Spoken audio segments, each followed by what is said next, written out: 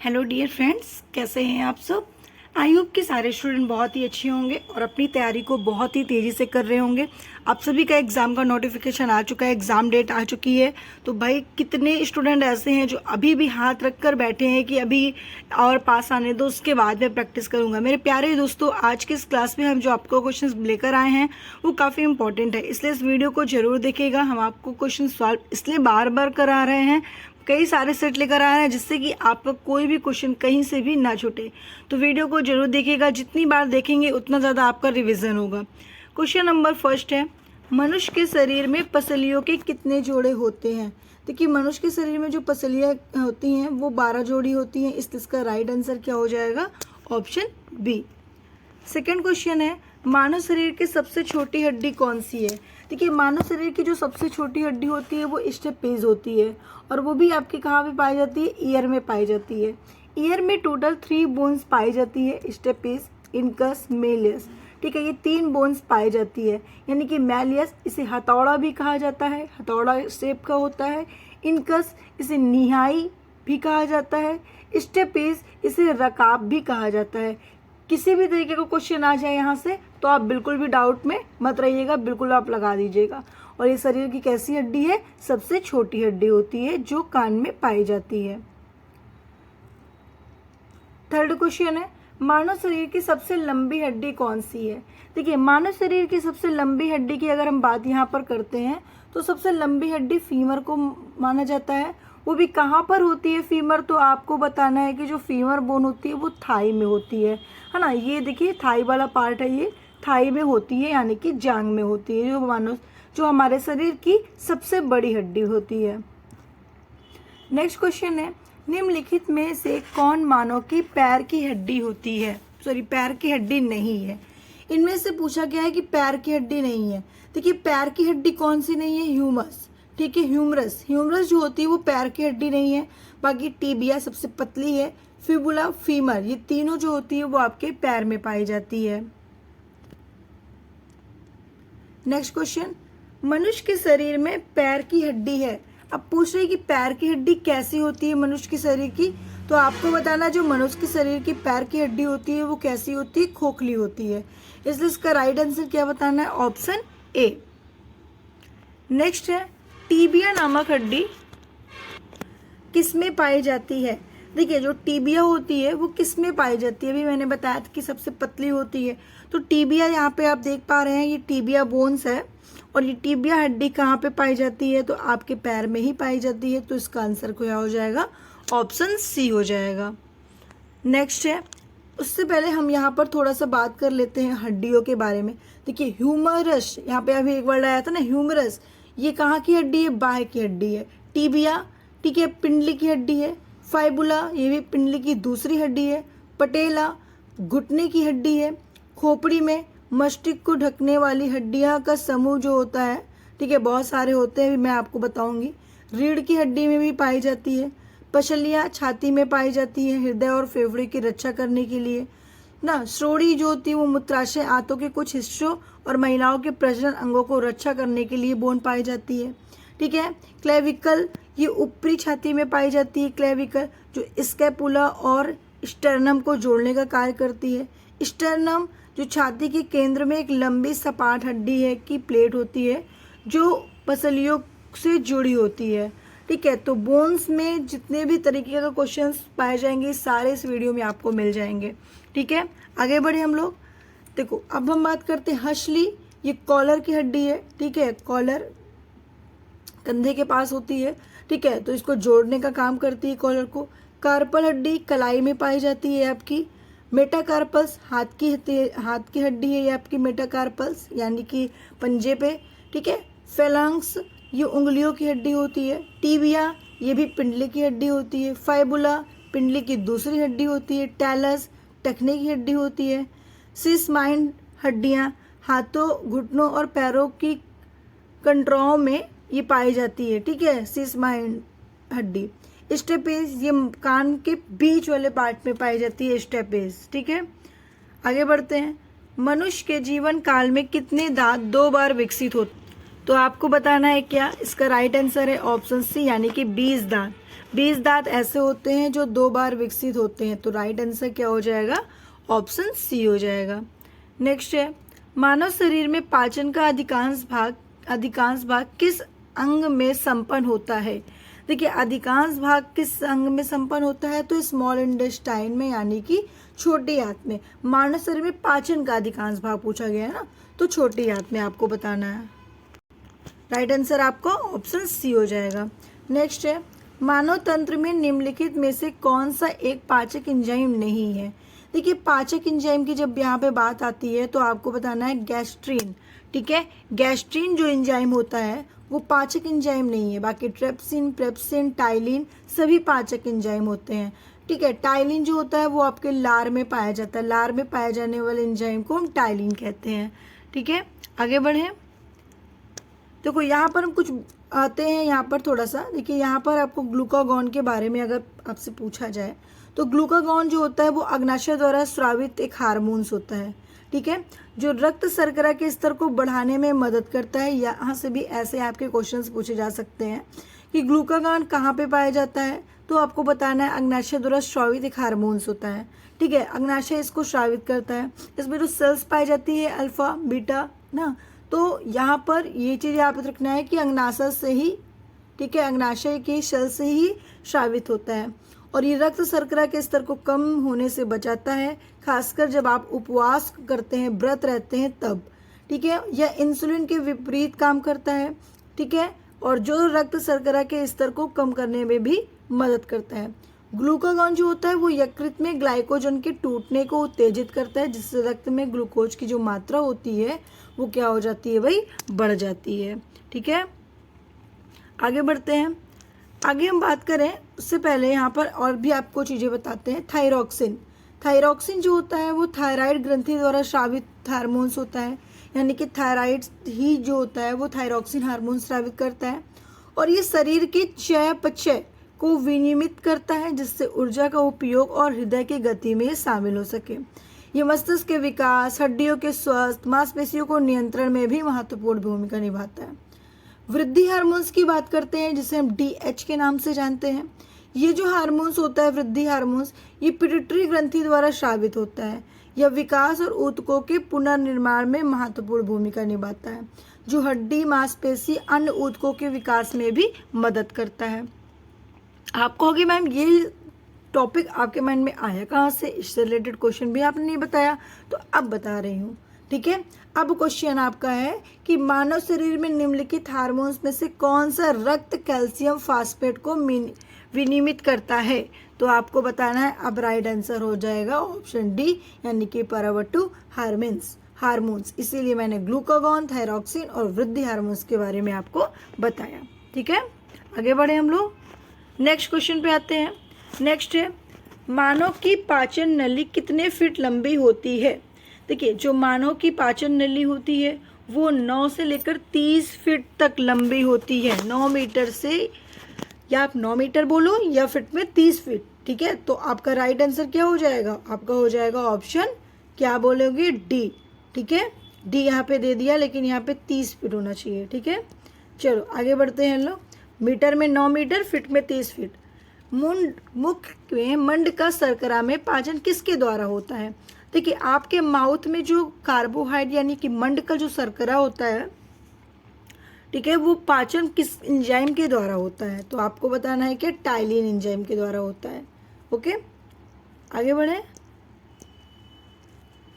पाचन तंत्र का हिस्सा नहीं है, इसमें से पाचन तंत्र का हिस्सा कौन सा नहीं है? तो आप कहोगे मैम ये तो कार्निया एक वर्ड है जो आंखों में होता है, तो यही नहीं है, इसीलिए आपका इसका राइट आंसर लगा देंगे ऑप्शन सी। यकृत, आंत, पित्ताशय सब पाचन तंत्र का हिस्सा होता है। तो राइट आंसर क्या हो जाएगा? ऑप्शन सी हो जाएगा।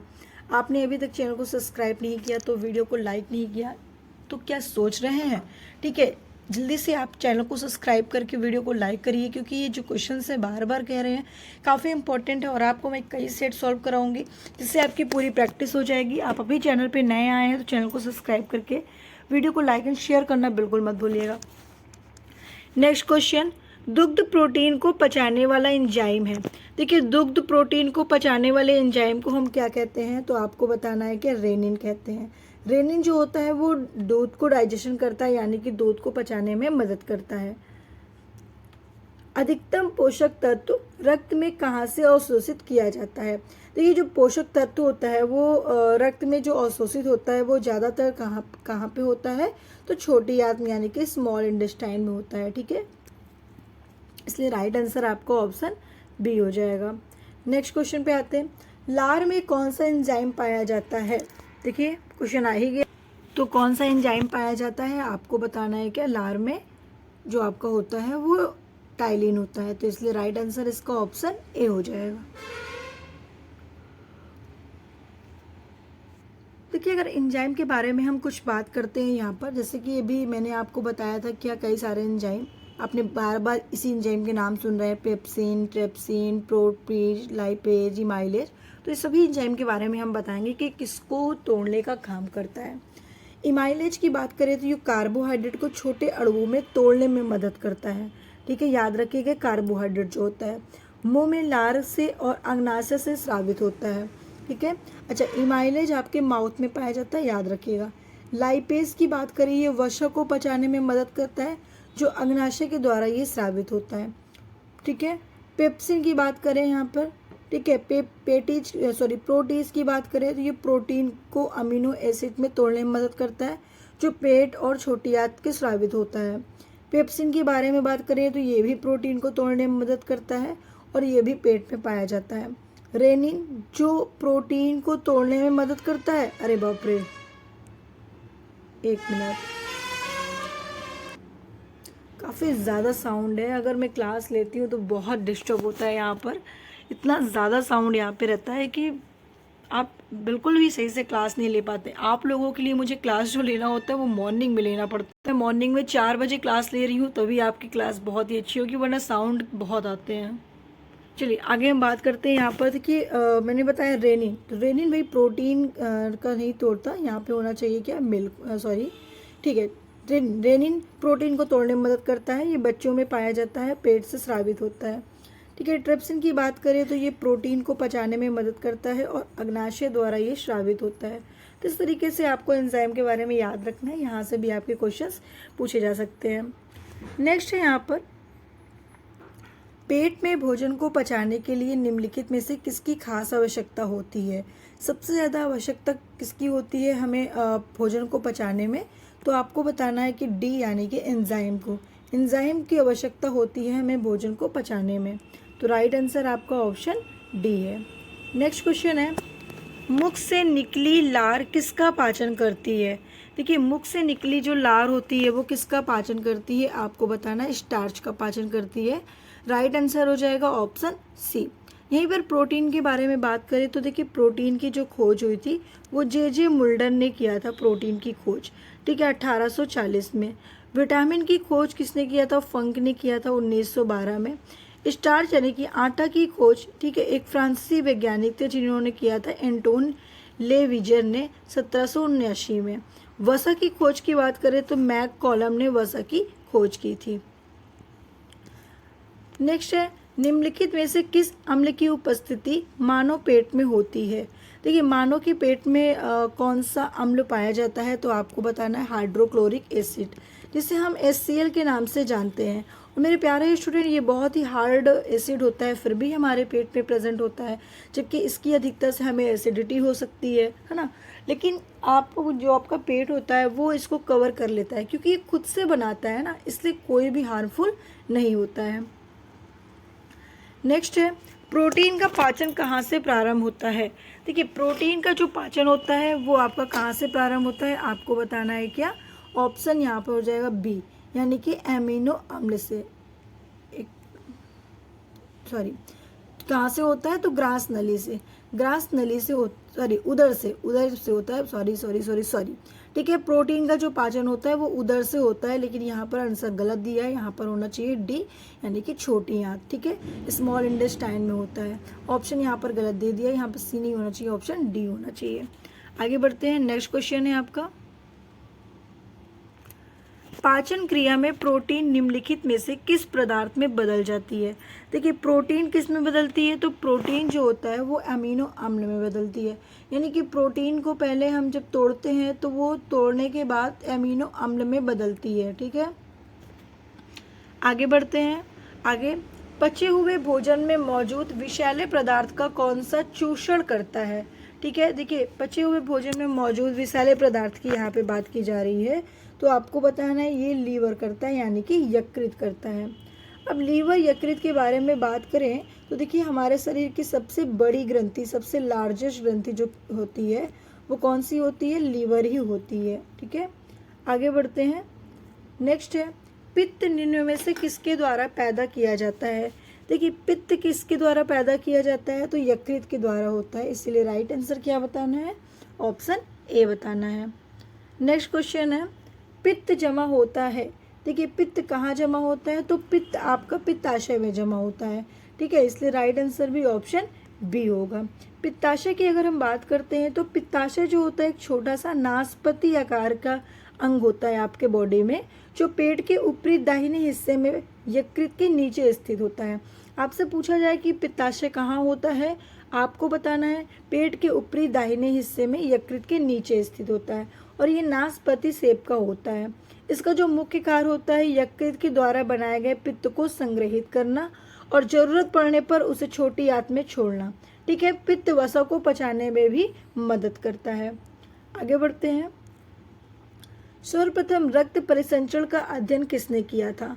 देखिए रक्त परिसंचरण की बात आती है तो आपको बताना है विलियम हार्वे ने रक्त परिसंचरण की खोज की थी। वहीं पर लैंड स्टीनर जो थे वो ब्लड की खोज किसने, आपको जो लैंड स्टीनर थे, ठीक है, वो किसकी खोज किए थे? आपको बताना है कि लैंड स्टीनर कौन थे? ब्लड की खोज करता थे। ठीक है, तो इनका पूरा नाम कार्ल लैंड स्टीनर, तो ब्लड की खोज किसने की थी? कार्ल लैंड स्टीनर ने की थी। रॉबर्ट ब्राउन जो थे वो केंद्रक की खोज किए थे, रॉबर्ट हुक जो थे वो कोशिका की खोज किए थे। चलिए आगे बढ़ते हैं। पेस मेकर का संबंध किससे है? देखिए प्यारे स्टूडेंट, पेस मेकर जो होता है वो किससे संबंध है? हृदय से होता है। ठीक है, इसलिए राइट आंसर क्या हो जाएगा? ऑप्शन बी हो जाएगा। अगर हृदय के बारे में हम थोड़ा सा बात कर रहे हैं यहाँ पर, तो हृदय के बारे में सबसे पहला जो क्वेश्चन आपका बनता है, इसका अध्ययन कहाँ पे किया जाता है? आपको बताना है कार्डियोलॉजी में। कहाँ पर? कार्डियोलॉजी में हृदय का अध्ययन आप करते हो। फेफड़े का अध्ययन कहाँ पे किया जाता है? तो आपको बताना है पल्मोनरीलॉजी में फेफड़े का अध्ययन किया जाता है। किडनी का अध्ययन कहाँ पे करते हैं? तो आपको बताना है क्या, आपको बोलना है क्या क्या क्या? न्यूरोलॉजी। क्या बोलोगे? न्यूरोलॉजी में हम किडनी का अध्ययन करते हैं। और दिमाग का अध्ययन कहाँ पे करते हैं? तो आपको बताना है क्या, आपको बताना है, एक मिनट भाई, एक मिनट, अच्छा मैंने थोड़ा सा गलत बता दिया ना। न्यूरोलॉजी, न्यूरोलॉजी में किसका अध्ययन करते हैं भाई? ब्रेन का अध्ययन करते हैं। न्यूरोलॉजी में ब्रेन का अध्ययन करते हैं, तो आपको बताना है ब्रेन। अच्छा गुर्दे में, किडनी में नेफ्रोलॉजी, ना से ही होता है, भूल गए थोड़ा सा, ठीक है, पढ़ाते पढ़ाते खुद भूल जाते हैं। नेफ्रोलॉजी यानी कि गुर्दे का अध्ययन नेफ्रोलॉजी, दिमाग का अध्ययन न्यूरोलॉजी, कार्डियोलॉजी हृदय का अध्ययन, पल्मोनरीलॉजी फेफड़ों का अध्ययन। ठीक है, अच्छा इसमें 4 वॉल्व भी पाई जाती है, किसमें? हार्ट में। ठीक है, हार्ट से संबंध है ना, तो हार्ट में 4 वॉल्व पाई जाती है। कौन कौन सी वॉल्व होती है भाई? तो देखिए यहाँ पे दिया है ट्राइकस्पिड वॉल्व, ठीक है, यहाँ पे एक दिया है मिट्रल वॉल्व, मिट्रल वॉल्व को ही बाइकस्पिड वॉल्व कहते हैं। तो ट्राइकस्पिड, बाइकस्पिड वॉल्व, ये 2 वॉल्व मैंने आपको बता दिया। ठीक है, और भी वॉल्व आपको बता रही हूँ, 4 होते हैं। ठीक है, एक होता है आपका सेमी लोनार वॉल्व, यहाँ पे पाया जाता है ये, ठीक है, राइट वेंट्रिकल में पाया जाता है। तो एक होता है सेमी लोनार वॉल्व, ठीक है, क्या होता है भाई? सेमी लोनार वॉल्व होता है, याद रख लीजिएगा, सेमी लोनार वॉल्व जो राइट वेंट्रिकल में होता है। और एक आपका होता है एरोटिक वॉल्व, यानी कि जो आपका ट्राइकस्पिड वॉल्व होता है ना, वो आपके राइट, ठीक है, राइट एट्रियम और राइट वेंट्रिकल के बीच में होता है। ठीक है, जिसे ट्राइकस्पिड वॉल्व कहते हैं। ठीक है, राइट, बात क्लियर हो गई। और जो आपका लेफ्ट होता है, लेफ्ट आर्टरियम लेफ्ट वेंट्रिकल के बीच में आपका मिट्रल वॉल्व होता है, जिसे बाइकस्पिड वॉल्व कहते हैं। लेफ्ट वेंट्रिकल में ऑरेटिक वॉल्व होता है, राइट वेंट्रिकल में आपका सेमी लोनार वॉल्व होता है। तो टोटल आपके 4 वॉल्व हुए यहाँ पर। आगे बढ़े, गति प्रेरक किससे संबंधित है? तो गति प्रेरक संबंधित है किससे? हृदय से ही संबंधित है गति प्रेरक। इसलिए इसका राइट आंसर आपका ऑप्शन डी हो जाएगा। अच्छा, इससे हम हर्ट से एक चीज़ और याद रखना है। यहाँ पर मैंने आपको बताया, यहाँ पर आपने देखा होगा इस डायग्राम में, यहाँ पर एक चीज़ दी है एरोटा। एरोटा क्या होता है? एरोटा सबसे बड़ी धमनी होती है, याद रखिएगा, क्वेश्चन पूछा जाता है सबसे बड़ी धमनी। तो सबसे बड़ी धमनी कौन सी होती है? एरोटा होती है। ठीक है, आगे बढ़े हम लोग। निम्नलिखित में से किसकी भित्तियां पर रक्त द्वारा डाले गए दबाव को रक्त दाब कहते हैं? ठीक है, तो रक्त दाब कहते हैं किसको? धमनी को। ठीक है, धमनी होगा, इसका राइट आंसर ऑप्शन डी हो जाएगा। तो लगा दीजिए भाई ऑप्शन डी। आगे बढ़ते, सोते समय रक्तदाब में क्या परिवर्तन होता है? देखिए, सोते समय आपका जो रक्त होता है वो क्या हो जाता है? घट जाता है, इसका लेवल कम होने लगता है। राइट आंसर ऑप्शन ए बता दीजिएगा। आगे बढ़ते हैं, मनुष्य के शरीर में हृदय को एक बार धड़कने के लिए कितना समय लगता है? देखिए, एक बार धड़कने के लिए जो समय लगता है उसको, वो 0.8 सेकेंड लगता है। ठीक है, 0.8 सेकेंड, इसलिए राइट आंसर आपका क्या हो जाएगा? ऑप्शन सी हो जाएगा। ऑप्शन सी आप लोग लगा लीजिएगा। आगे बढ़ते हैं नेक्स्ट क्वेश्चन पे। स्वस्थ मनुष्य में प्रति मिनट हृदय स्पंदन होता है, तो हृदय स्पंदन होता है कितने बार? तो आपको बताना है क्या? 80 बार। ठीक है, 80 बार होता है। राइट आंसर आपका ऑप्शन सी। क्या सही आंसर है 80 या 72? कितने स्टूडेंट हैं इसका राइट आंसर बताने वाले हैं? 72 या 80? देखते हैं कितने स्टूडेंट हैं इसका राइट आंसर बताते हैं। बहुत कॉमन सा क्वेश्चन है। तो राइट आंसर मैंने तो बता दिया, अब आपको बताना है आपका क्या राइट आंसर होगा। नेक्स्ट है, मानव हृदय में कितने कोष्ठक होते हैं? देखिए, मानव हृदय में जो होते हैं वो 4 कोष्ठक होते हैं, जो मैंने आपको अभी यहाँ पे बताया है कि हृदय में 4 चैम्बर पाए जाते हैं। कौन कौन से? तो आपको बताना है, लेफ्ट ऑरिकल होते हैं, लेफ्ट ऑरिकल होता है आपका, right auricle, left auricle, right ventricle और आपका लेफ्ट वेंट्रिकल। 4 चैम्बर होते हैं आपके हार्ट में। आगे बढ़ते हैं, नाड़ी दर कहाँ से मापा जाता है? देखिए, नाड़ी दर के बारे में बात करते हैं तो आपको बताना है धमनी से मापा जाता है, इसलिए इसका राइट आंसर है ऑप्शन ए। नेक्स्ट है, रक्त की शुद्धिकरण कहाँ होता है? रक्त का शुद्धिकरण जो आप करते हो वो किडनी में करते हो। किडनी में यानी कि आपका कौन सा लॉजी होता है किडनी के अंतर्गत? तो आपको बताना है, क्या बताएंगे किडनी में कौन सा लॉजी पढ़ेंगे? तो नेफ्रोलॉजी। ठीक है, नेफ्रोलॉजी भाई, नेफ्रोलॉजी पढ़ेंगे। तो किडनी का अध्ययन नेफ्रोलॉजी, फेफड़े में पल्मोनरी लॉजी, हिपैटोलॉजी, कार्डियोलॉजी। ठीक है, चलिए आगे बढ़ते हैं। मानव शरीर में खून की शुद्धिकरण की प्रक्रिया को कहते क्या हैं?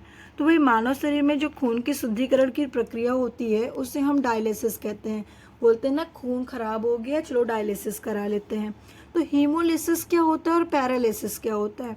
हीमोलिसिस का अर्थ होता है लाल रक्त कोशिकाओं का टूटना या नष्ट होना। पैरालिसिस का मतलब होता है लकवा या मांसपेशी की कमजोरी के कार्य करने का असमर्थता। ठीक है, तो याद रखिएगा ये दोनों वर्ड को। नेक्स्ट है, रक्त में लाल रंग निम्न में से किसके कारण होता है? तो देखिए, जो रक्त में लाल रंग होता है, ठीक है, यानी कि ब्लड आपका रेड, किसके कारण होता है? तो आपको बताना है कि हीमोग्लोबिन के कारण होता है। तो राइट आंसर क्या हो जाएगा? ऑप्शन डी हो जाएगा। आगे बढ़ते हैं, हीमोग्लोबिन में होता है, हीमोग्लोबिन में क्या होता है? तो हीमोग्लोबिन में होता है लोहा यानी कि आयरन, जिसका सिंबल Fe होता है, एटॉमिक नंबर 26 होता है। नेक्स्ट क्वेश्चन है, निम्नलिखित में से किसकी सहायता से रक्त द्वारा ऑक्सीजन ले जाया जाता है? तो किसकी सहायता से ले जाया जाता है? आपको बताना है कि लोहित कोशिकाएं के द्वारा। तो राइट आंसर ऑप्शन बी हो जाएगा। बात करते हैं यहाँ पर बिम्बाणु के बारे में, जिन्हें प्लेटलेट्स या थ्रोम्बोसाइट्स कहते हैं। बिम्बाणु यानी कि क्या? बिम्बाणु को ही इंग्लिश में प्लेटलेट्स कहते हैं, और या फिर थ्रोम्बोसाइट साइंटिफिक नेम होता है। ठीक है, जो रक्त को थक्का बनाने में महत्वपूर्ण भूमिका निभाती है, और वे रक्त की चोट से रक्तस्राव को रोकने का काम करते हैं, रक्त वाहिकाओं को ठीक करने में भी मदद करती है। लोहित कोशिका की बात करें, जिसे लाल रक्त कोशिका यानी कि इरिथ्रोसाइट्स कहा जाता है, रक्त में पाई जाने वाली एक प्रकार की सेल्स होती है जो ऑक्सीजन को शरीर से सभी ऊतक तक पहुंचाने का काम करती है। लाल रक्त कोशिका का जो निर्माण होता है वो अस्थि मज्जा में किया जाता है। अस्थि मज्जा कहाँ होता है? बोन में होता है। लाल रक्त कोशिकाओं का जीवन काल 120 दिन का होता है, और लाल रक्त कोशिका डिस्क के आकार की होती है और उसमें केंद्रक नहीं पाया जाता है, इसीलिए लाल रक्त कोशिका को ब्रेनलेस कहा जाता है। नेक्स्ट क्वेश्चन पे आते हैं, मानव शरीर में रुधिर बैंक का कार्य क्या होता है। देखिए रुधिर बैंक का कार्य कौन करता है, ये पूछा गया है। तो प्लीहा करता है, जिसे इंग्लिश में हम लोग क्या कहते हैं, स्प्लीन के नाम से जानते हैं। किस नाम से? स्प्लीन के नाम से जानते हैं। प्लीहा को हिंदी में तिल्ली भी कहा जाता है। ये बहुत महत्वपूर्ण अंग होता है जो शरीर के प्रतिरक्षा तंत्र का हिस्सा होता है और पुरानी और क्षतिग्रस्त लाल रक्त कोशिकाओं को हटाता है। रक्त में मौजूद संक्रमण से लड़ने में भी आपका मदद करता है। नेक्स्ट क्वेश्चन है, अब देखिए यहाँ पर अगर हम बात करते हैं हृदय के बारे में, तो कार्डियोलॉजी यकृत का अध्ययन, हिपैटोलॉजी हृदय एक विशेष प्रकार की पेशी से बना होता है, ये पूरा मसल से ही बना होता है और मसल से बना होता है, इसीलिए इसे हम क्या बोलते हैं, मस्कुलर ऑर्गन बोलते हैं। हृदय को मस्कुलर ऑर्गन भी कहा जाता है, ठीक है। तो और जो ये पेशी जो मसल से बना होता है, उस मसल्स को कार्डियक मसल्स कहते हैं। जीवन भर में हृदय 2.5 बिलियन बार धड़कता है और हृदय शरीर के रक्त परिसंचरण प्रणाली का एक महत्वपूर्ण अंग माना जाता है। हृदय को पेरिकार्डियम नामक एक झिल्ली से घेरा रहता है जो चोट बचाने में मदद करता है कि आपके हार्ट में किसी भी तरह की प्रॉब्लम ना हो। क्वेश्चन क्या बनेगा यहाँ से, हृदय के चारों ओर के आवरण को क्या कहते हैं, पेरिकार्डियम कहते हैं। हृदय की झिल्ली को क्या कहते हैं, हृदय को कवरिंग को क्या कहते हैं, पेरिकार्डियम कहते हैं, ठीक है। नेक्स्ट पे आते हैं, उपास्थि तथा हड्डियों के निर्माण और संपोषण में आवश्यक तत्व होते हैं। तो कौन से तत्व होते हैं, कैल्शियम होते हैं, जिसको सिंबल होता है Ca, एटॉमिक नंबर होता है 20, ठीक है। आगे बढ़ते हैं, टाइफाइड से शरीर का कौन सा अंग प्रभावित होता है। देखिए टाइफाइड से कौन सा अंग प्रभावित होता है, तो आपको बताना है छोटी आंत, यानी कि ऑप्शन ए, ठीक है। छोटी आंत की लंबाई 5.5 मीटर लगभग होती है। फिट में बात करें तो 18 फिट की होती है, जिसका वजन 1.5 से लेकर 2 किलो के बीच में होता है। मस्तिष्क की वजन की बात करते हैं तो आपको बताना 3 पाउंड में या फिर 1300 से 1400 ग्राम होता है, जिसका अध्ययन तंत्रिका विज्ञान में किया जाता है। इसमें न्यूरोलॉजी सेल्स पाई जाती है। ब्रेन में कौन से सेल्स होती है, न्यूरॉन सेल्स होती है, ठीक है, यानी कि न्यूरोलॉजी में अध्ययन किया जाता है, न्यूरॉन सेल्स होती है। आगे बढ़ते हैं, निम्नलिखित की कमी से एनीमिया रोग होता है। देखिए एनीमिया जो रोग होता है वो किसकी कमी से होता है, आयरन की कमी से होता है, ठीक है। घेंघा रोग होता है आयोडीन की कमी से। आगे बढ़ते हैं, सीमेंट और अस्थियां दोनों में विद्यमान तत्व कौन सी होती है। देखिए सीमेंट में जो तत्व पाया जाता है उस तत्व को हम कैल्शियम कहते हैं। कैल्शियम जो होता है वो सीमेंट और अस्थियां दोनों में प्रेजेंट होती हैं। नेक्स्ट क्वेश्चन है, मनुष्य के शरीर को सर्वाधिक शक्तिशाली पेशी कौन सी है। सर्वाधिक शक्तिशाली पेशी किसमें पाई जाती है, ये पूछा गया है। तो आपको बताना है क्या, जबड़ा में, ठीक है। जबड़े में 2 तरह की हड्डी होती है, एक ऊपरी जबड़ा होता है, एक निचला। तो ऊपरी जबड़ा में मैक्सिला होता है, निचले में होता है मैंडिबल, जो सबसे मजबूत हड्डी होती है, जिसे हम मैंडिबल कहते हैं। नेक्स्ट क्वेश्चन है, निम्नलिखित में से किसकी पेशियों में स्वस्पंदन का गुण पाया जाता है। देखिए स्वस्पंदन का गुण किसमें पाया जाता है, तो आपको बताना है। इसका राइट आंसर होना चाहिए ऑप्शन, ठीक है, ऑप्शन क्या, सी, ठीक है। तो राइट आंसर हो जाएगा ऑप्शन सी। देखिए गुर्दे के बारे में बात करते हैं थोड़ा सा। तो गुर्दे और छोटी आंत दोनों के अध्ययन को हम नेफ्रोलॉजी कहते हैं और गैस्ट्रोएंट्रोलॉजी कहते हैं, ठीक है। गैस्ट्रोएंट्रोलॉजी में गुर्दे में नेफ्रॉन नाम की एक विशेष प्रकार की सेल्स पाई जाती है।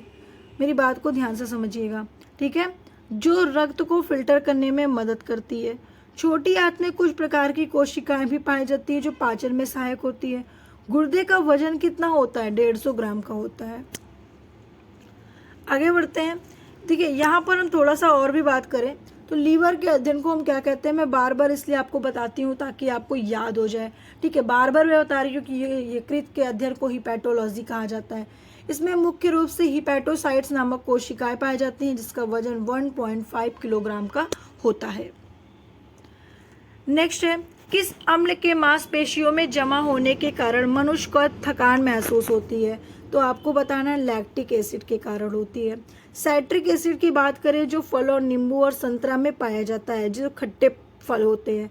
यूरिक एसिड की बात करें तो एक रासायनिक पदार्थ होता है जो मानव शरीर में बनता है और यूरिक एसिड को स्तर बढ़ाने में गाउट रोग हो जाता है। जब स्तर इसकी बढ़ जाती है किसकी, साइट्रिक अम्ल की, सॉरी यूरिक एसिड की, तो आपको गाउट रोग हो जाता है, गाउट जैसे रोग हो जाता है।